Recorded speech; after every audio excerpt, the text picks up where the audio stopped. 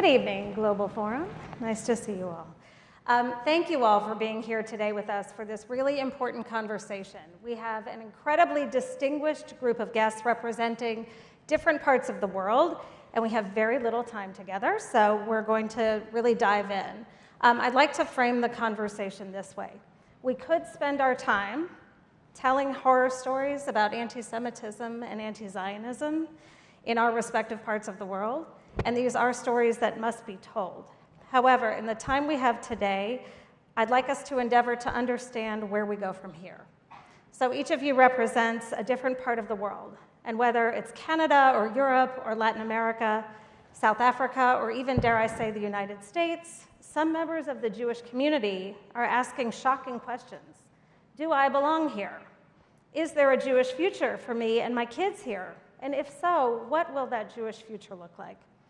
So let's begin. Anthony, I'd like to start with you. You're a legislator in Canada. You've been very outspoken against your government and your own party's approach to the Israel-Gaza war.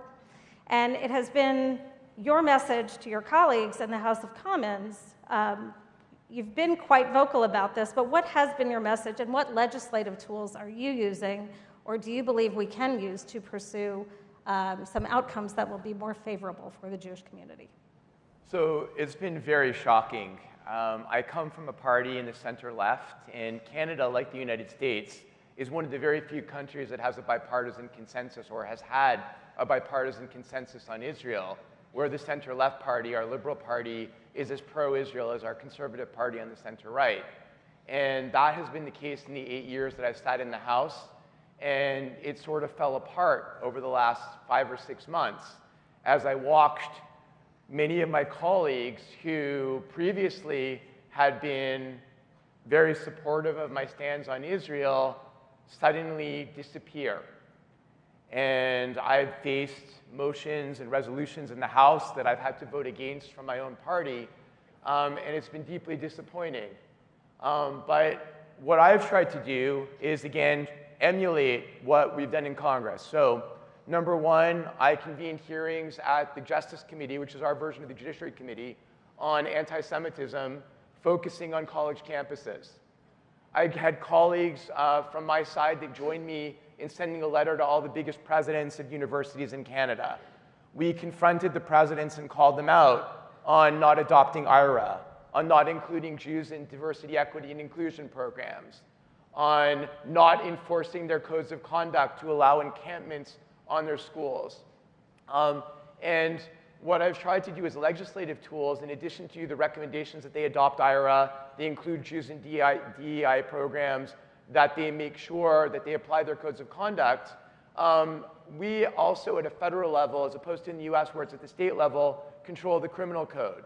So I've been proposing bubble legislation, which would mean that you can no longer block entrance or exits to places of worship, schools, or community centers that has happened in Canada through demonstrators chanting offensive chants. I propose to have a government-wide strategy on IHRA, which we have adopted as a Canadian government, to have a handbook on IHRA that we will send out to provinces, municipalities, and universities, telling them how to implement IHRA. And of course, trying to work with police across the country to have the attorneys general at the federal level and at the state level, and in our case provinces, tell everybody exactly how they're supposed to apply the criminal code and make sure that they're actually enforcing it against people that are crossing the line. So I think there's a lot of legislative tools we can add to them, but what I ended up resolving myself is that because even though I'm frustrated about Israel, you know, I am still who I am. I'm still a liberal at heart. And I've got to push my party back to the right place on the issue that I don't agree with them on, as opposed to just forgetting that I agree with them on a lot of other issues. And that's what I've been trying to do.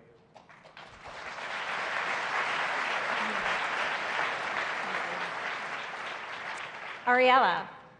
In December, AJC convened more than 100 Ibero-American and US Jewish leaders in Chile, where they unanimously endorsed AJC's Santiago Declaration, reaffirming regional commitment to fighting anti-Semitism, to standing by Israel in the war against Hamas, supporting democratic values and human rights worldwide, and promoting continued collaboration. How do these hemispheric partnerships help strengthen your efforts, especially in a country like Chile, which has adopted such an overtly hostile posture toward Israel? Well, first, thank you very much for having me here, and I have the opportunity to talk to you about this and what is happening, and also for AJC to have been in Chile for that opportunity when we signed that document. It is certainly very important that we all work together on this, and I think we can all agree that this is a moment in which we are really one Am Israel, and Kol Israel Ahavim Ze Lazeh. So it's more important now than ever to be together. And in the neighborhood, it's not easy. You can see what is happening in Colombia with Petro. You can see what is happening with AMLO in Mexico. And we see Brazil and Nicaragua and Bolivia, and also Chile. So we have to work together to fight these ideologies that are really putting in danger all what we have achieved in so many years, not only for the Jewish people, but for everybody, for democracy. So it's very important to work together. And in the case of Chile, in which we have a president that is clearly and openly against Israel, and he hasn't met, for example, with the Jewish community since he came to the office. For us, United States, for example, it's very important as a country. So if we have the support of United States or the American Jewish Committee or other countries, it makes us to feel more capable of talking to the government and talking to other people, and to make, we have a very particular situation in Chile, and I don't know if everybody knows, but we have the largest Palestinian community outside of the Middle East. So we also have, we don't have only problems with the government, but we have problems with the civil society. And from that point of view, having the civil society seeing that we are not alone, and even if they are a lot, because there are many people there that are supporting, not only because they are Palestinian, but also because they are with the cause. It's very important to see that we are not alone, that we are together, and even a picture of this beautiful audience is incredible for us and help us to fight in these difficult moments. Great.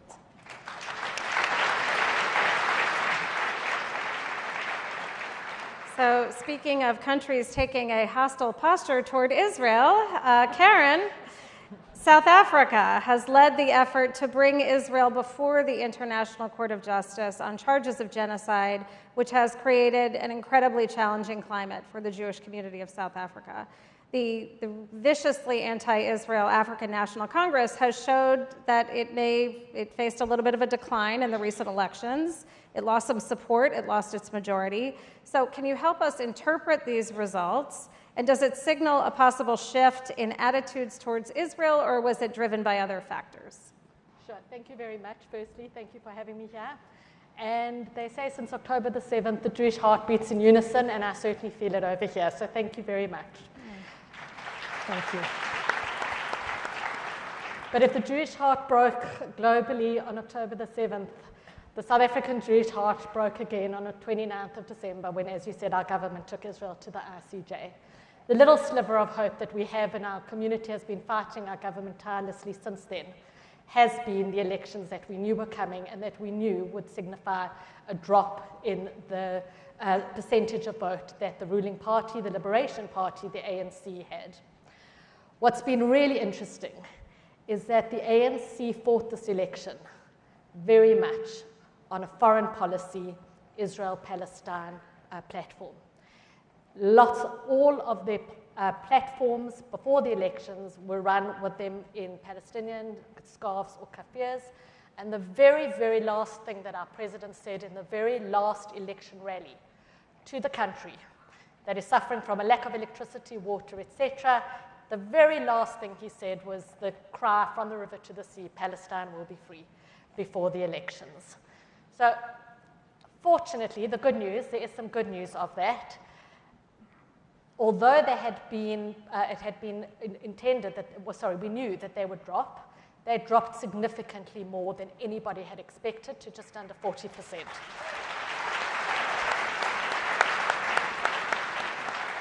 And I know there's some South Africans in the audience, so they'll understand this. They got what this is the good news, they got what we call in South Africa a snot clap, which means they got a smack that the... I'll leave the rest to your imagination. Yeah. So that's the good news. The politicking, that was partly, not entirely, but partly a distraction, really achieved very little in terms of gaining them votes. In particular, the Muslim community, which I think that they had expected to come out for them, did not come out for them. That's the good news.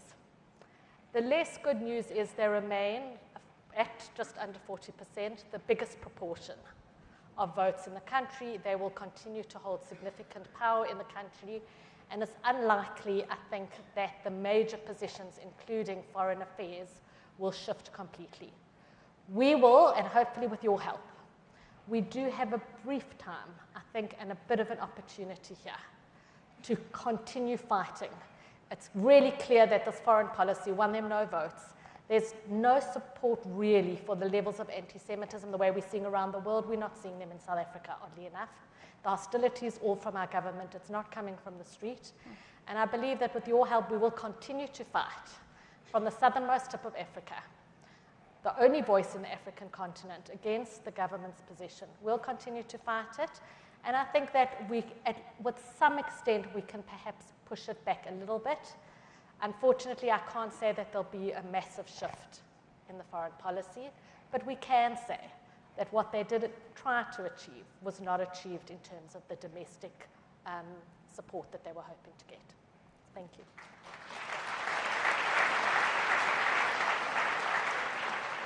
We will take good news in whatever way we can find it. So. Emma, I'd like to ask you, all eyes have been on students, and certainly here in the US, but also around the world. And we've seen Jewish students, and so many of you are here, so thank you, Jewish students, all of you who are here with us today.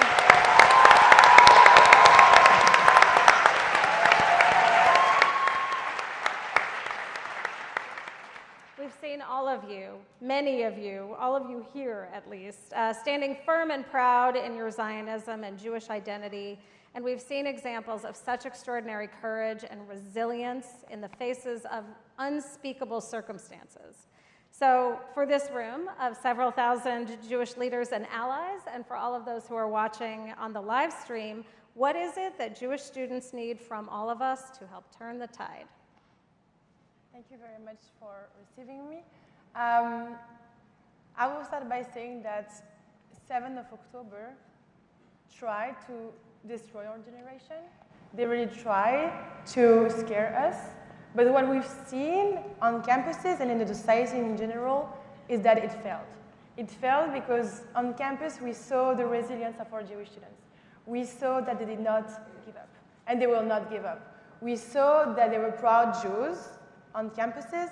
They did not start hiding, even though it was very complicated. We saw it.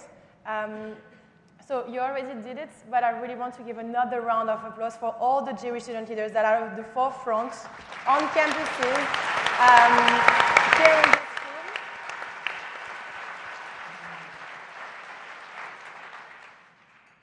And I highly encourage you to look on your left and on your right. You will for sure find a student, whether it's a student from Greece, a student from the UK, a student from Argentina. I really encourage you to discuss with them. They have a lot to talk about. This is the moment to also ask them personally what they need. I will give you some example. I think that what we need from you at the moment is, first, you to trust us, to trust the youth. We know what we're doing. I assure you we know what we're doing.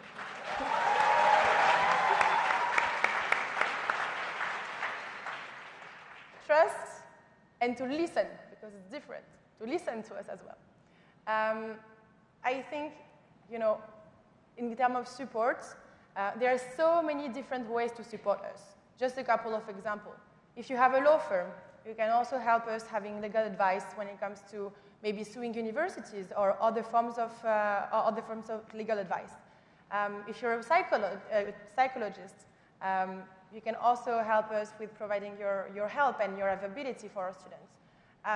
If you have political contacts, as Anthony also said, to help to push for IHRA definition, the International Holocaust Remembrance Alliance definition of anti-Semitism on campuses.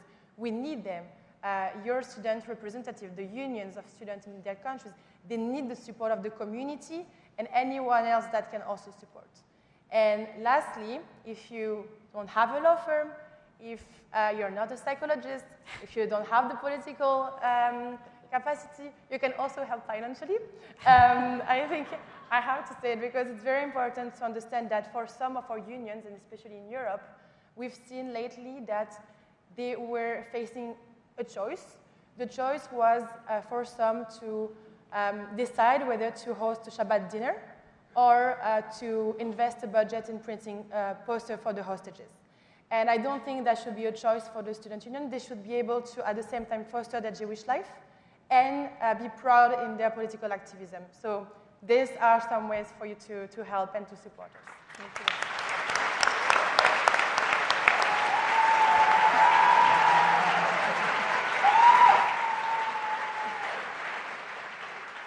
I think you came here with a fan club, but it just grew exponentially, which is very exciting. In our final moments, we don't have a lot of time, so I'd like to zoom out a little bit and look at the bigger picture. Is this tidal wave of anti-Semitism, this anti-Israel mob mentality that we see, this propaganda war on Israel and on Jews, is this a harbinger of more to come? Is this an all-out assault on the ideals of liberal democracy? And if so, what do we do? So, that's a simple one. Anthony, I'll start with you. Wow, what an easy question. Yeah. Look, I can only speak from the Canadian perspective and the American perspective because these are the two countries that I can pretend to understand. I believe that the vast majority of Canadians and Americans are with us. They abhor the anti-Semitism. They support Israel.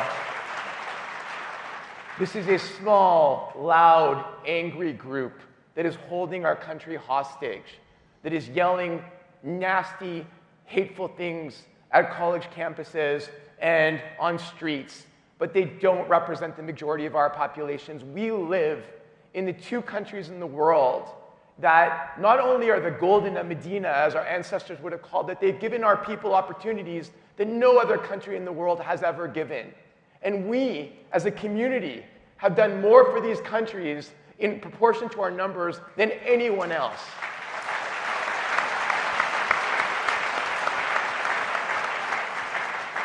And so if you ask me the first question, is there a vibrant future for the Jewish community in North America? Absolutely there is. This is our home, and we will ensure that our countries continue to have the legacy of the Jewish community, not only today, but 1,000 years from now.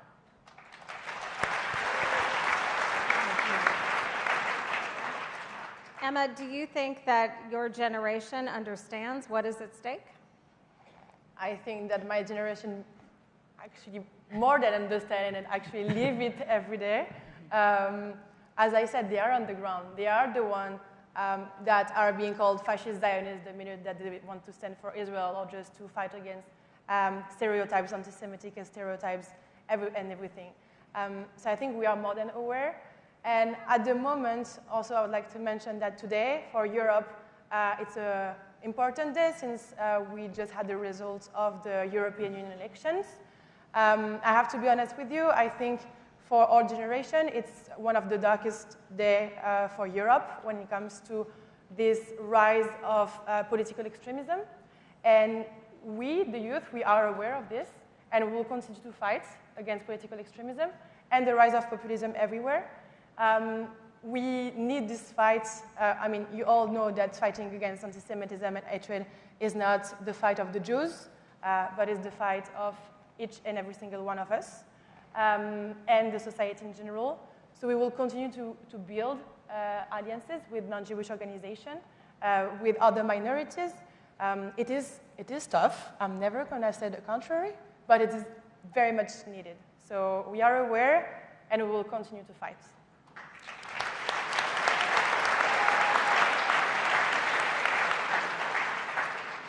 And Ariela, do you think that people in Chile, at some point, non-Jews in Chile, will start to sort of wake up and realize that what is happening is not good for them either, that it really requires, as Emma said, all of society to respond. And what more can it do? What can we do? And what more will it take for people to realize that? Well, I think that there are many people in Chile and in the world that realize it, but there are many people that haven't. And that's something that has to make us really aware that we have to work together.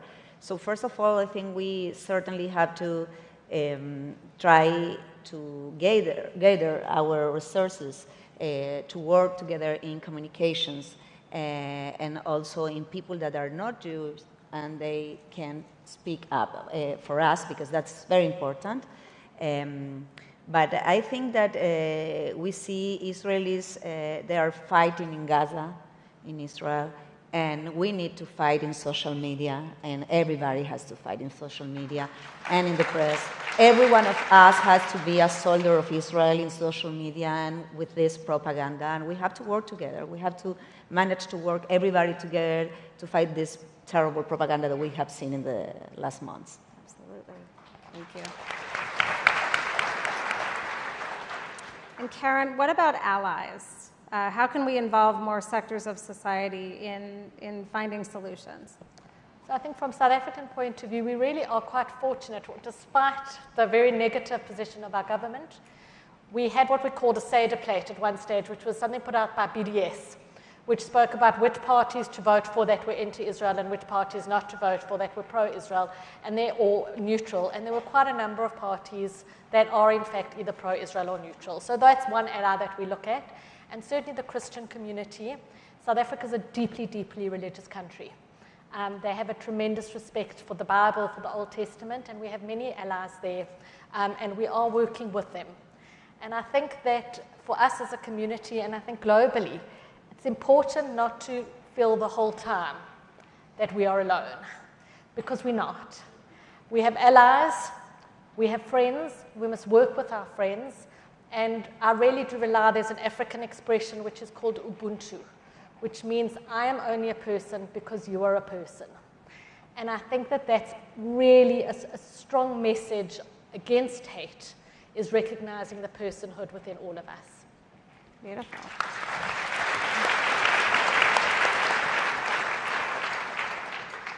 We have a couple of minutes, so I'm going to ask you all, what gives you hope? You just gave us a little bit of an answer. Anthony, what is giving you hope in these moments? What is giving me hope is that people understand, more and more people are understanding that anti-Semitism is not a Jewish issue, right? That the biggest tropes about Jews, that Jews control the world, there's a threat to our democracy and a threat to our constitutional order. Because if you believe that, why have fair and free elections? Why believe in the results of an election? They understand that it's a national security issue, that it's not our friends down the street that are writing these horrible anti-Semitic posts. They're coming from Iran, they're coming from Russia. And the more that people understand that, the more allies we are having. And I really believe that people across this political spectrum are starting to see that anti-Semitism is both a national security issue and a democratic issue. And I think we're getting a lot more allies coming. Yeah. Ariela, what gives you hope in these moments? She gives me hope. I was saving you for last time for that reason. No, our young people, they have been incredible. They have no fear. They want to be Jewish and get out and their identity and everything. So, of course, we are a great people, and Israel is incredible, and they are incredible. So we are fine. Yeah, we have them. I mean, it's amazing. Emma, what gives you hope? Well, this is my answer as well. I think it's just like seeing this resilience of Jewish students and their, their strength. They are so strong. We don't see it first. Like, talk to them, and you will see how strong they are, how passionate they are. All of them are volunteers. They are not doing that. This is not their job. So that we're clear. This is not their job. They have studies. Some of them are also young professionals, and they are doing it out of passion for their people, for the Jewish people. And I'm proud of all of you, so continue. Well, I think you've all given us hope. Whoops. You've given us hope. You're giving us marching orders also. You've given us inspiration. We are inspired by your leadership, by your courage, by your voices, by your vision. And we continue to work together as one Jewish people in service of Am Yisrael Chai, and to help ensure the future of the Jewish people is strong and resilient. So I want to thank all of you for being with us today, and thank all of you.